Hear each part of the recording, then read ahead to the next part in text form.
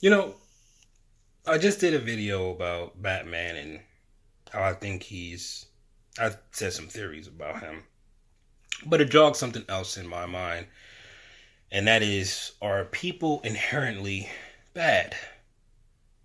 You look at the Joker and you listen to what he says, and a lot of the things he says is spot on. As a matter of fact, I don't really remember a time I didn't agree with him because what he's saying is it's really true. This is why I pity superheroes. And I do say pity because they have to hold on to this idea that humanity or we are good, right? They have to hold on to that. If they don't, then, all hell's going to break loose. Because especially when you have a person as strong, as powerful as Superman, who's going to stop this character if he really decides to go off the rails? But it really bothers me to no end when you look at how easy a person can turn bad. And yet we still try to look for the decency in people. Think about it for a second. Take a person who's traditionally rational and easygoing and well mannered.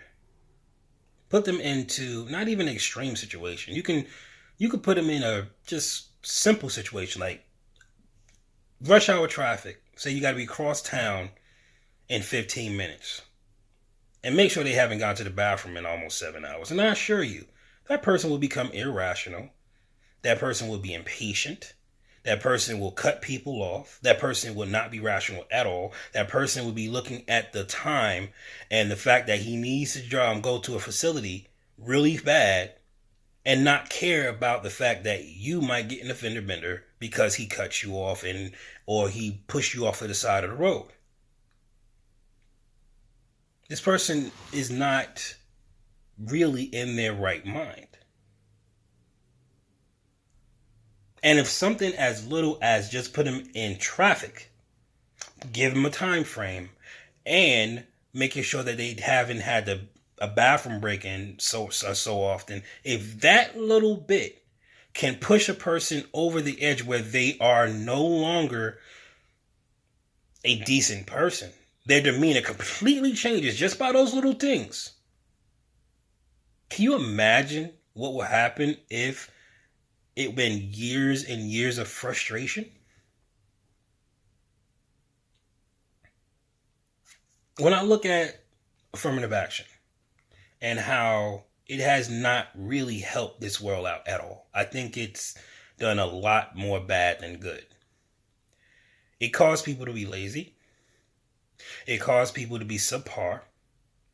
And it caused people who are efficient and adequate to question their employees or their coworkers.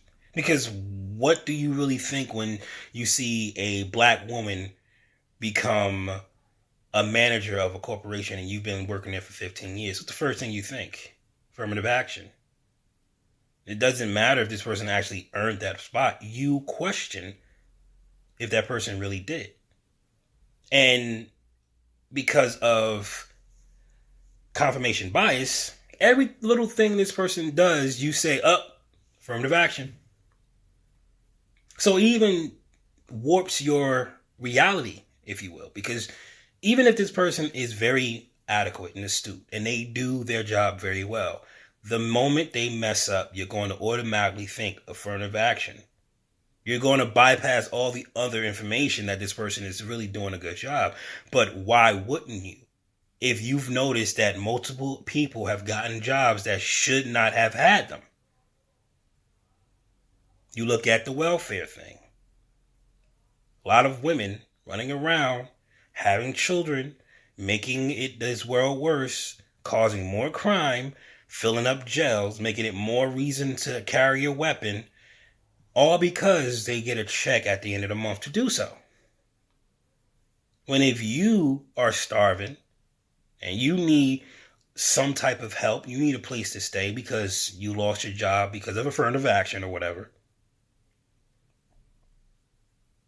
they don't even give you a second thought. and you wonder why certain people are acting the way they are. It makes perfect sense. Because see, decency, in my opinion, must have something to grab onto. This is why I said, I pity superheroes, because they are constantly at the edge of cracking. They see the worst of people. And they're constantly trying to hold on to that decency that keeps them fighting for what they believe in. And it's not easy to do so. So when you see a person running around yelling at the top of their lungs, or you see a person cracking under the pressure, or you see somebody waving a freaking gun, or you see somebody carrying a bloody knife, I'm not saying to go get this person a hug. I mean, this person's clearly dangerous and probably very, very irate or whatever. But what I am saying is, before you write that person off, ask yourself, would you been able to handle what that person handled or dealt with before they went over the deep end? Everybody look at people that, mass shooters and say, oh, that's a despicable thing. Why would you do that? Crazy things like that. Well, think about all the things you've done that was completely irrational. It may not have taken somebody's life, but it could have took somebody's job, caused somebody to go to jail, right? It altered their life in such a degree where they'll never be the same. All because you was upset.